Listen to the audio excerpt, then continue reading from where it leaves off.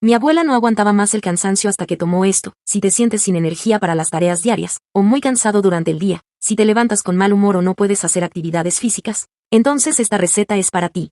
Empezaremos esta receta agregando en la licuadora 2 zanahorias cortadas en rodajas.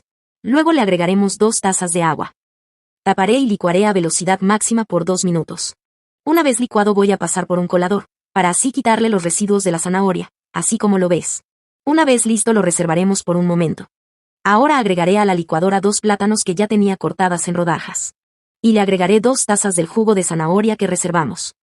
También le agregaré 2 tazas de leche entera. Taparé la licuadora y licuaremos por 2 minutos, para así incorporar muy bien todos los ingredientes.